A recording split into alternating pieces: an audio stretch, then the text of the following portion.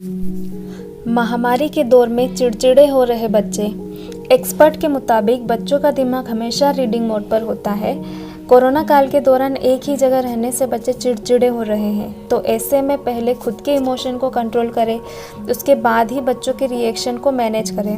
अपनी body language को positive रखें। कोरोना वायरस महामारी के दौर में बच्चे घर पर ही रह रहे हैं। बच्चों की ज़रूरी एक्टिविटीज़ वायरस के चलते बुरी तरह से प्रभावित हुई है। स्कूल, एक्सरसाइज और गेम्स बच्चों के लिए बहुत ज़रूरी है। इनके ना हो पाने से बच्चों में चिड़चिड़ापन ज़्यादा सामने आ रहा है।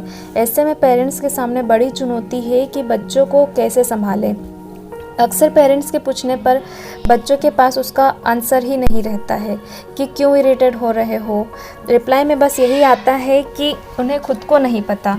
तो आइए देखते हैं जनरली किस प्रोसेस के चलते यह सब होता है। मेल्ट डाउन, यह एक दिमागी प्रक्रिया के चलते होता है। छोटे बच्चों में मेल्ट डाउन बहुत आम है। यह एक साइकोलॉजी दिमागी प्रक्रिया है। जब बच्चों को किसी चीज़ से खतरा लगने लगता है या सिक्योरिटी की कमी लगने लगती है, इस दौरान पेरेंट्स को बच्चों से तब तक कोई बात नहीं करनी चाहिए जब तक वह मिड फ्रीक आउट स्टेज पर ना आ जाए। अब ये मिड फ्रीक आउट स्टेज होता क्या है? तो ये असल में जब बच्चा जिद या गुस्सा करते हुए अचानक शांत हो जाता है तो उसे मिड फ्रीक आउट स्टेज कहते हैं। यह लगभग सभी बच्चों में कॉमन है। इस स्टेज में बात करने पर पेरेंट्स यह पता लगा सकते हैं कि बच्चा जिद क्यों कर रहा है। चिड़चिड़ेपन में दिमाग के दो हिस्से इन्वॉल्व रहते हैं। पहला हिस्सा है अमिगडाला, जो डर और गुस्से जैसी भावनाओं पर प्राथमिक तौर पर रिएक्ट करता है।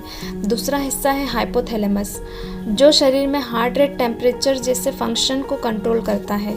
जब आपके बच्चे बेड पर अकेले सोने जैसे जिद करे तो आपको यह समझ लेना चाहिए कि उसके दिमाग के पहले हिस्से यानी अमिगडाला ने कोई डर डिटेक्ट किया है। इसी वजह से दिमाग के दूसरे हिस्से यानी हाइपोथैलेमस उसे सोने की तरफ आकर्षित करना शुरू कर दिया है, तो वह बेड पर अकेले सोने की जिद करने लगा। ऐसे में आपको अपने बच्चे को वही करने देना चाहिए जो वह करने की जिद कर रहा है। आप तब तक उसे न रोकें जब तक कि वह किसी खतरे से भरे काम की जिद न कर रहा हो। सबसे पहले आप अपने इमोशन को कंट्रोल करें। अगर आपके बच्चे का मूड अपसेट है तो उसे एंगेज करने से पहले आपको अपने इमोशन को कंट्रोल करना चाहिए। आपका बच्चा गुस्सा कर रहा है लेकिन गुस्से में वह कोई खतरे से भरा काम नहीं कर रहा है, तो उसे अकेला छोड़ दें। आप वहाँ से अलग हो जाए, कहीं जाकर आप कुछ गहरी सांस लें या कुछ भी ऐसा करें जिससे आपका खुद का टेम्परेचर नॉर्मल रहे। बच्चों को मनाने के दौरान सबसे अच्छा तरीका है आप उसके सामने घुटनों के बल बैठ जाए, उसके दोनों हाथों को पकड़कर उसकी आंखों में देखकर बात करें।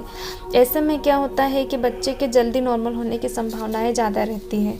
आप उससे पूछ सकते हैं कि उसे क्या हुआ था। आपको इस बात का ध्यान रखना है कि पूछताछ के दौरान बच्चा कहीं यह न महसूस करे कि वह गलत है।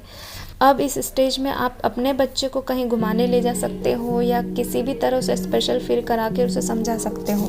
तो यह है डेली लाइफ से जुड़ी बेसिक सी जानकारी।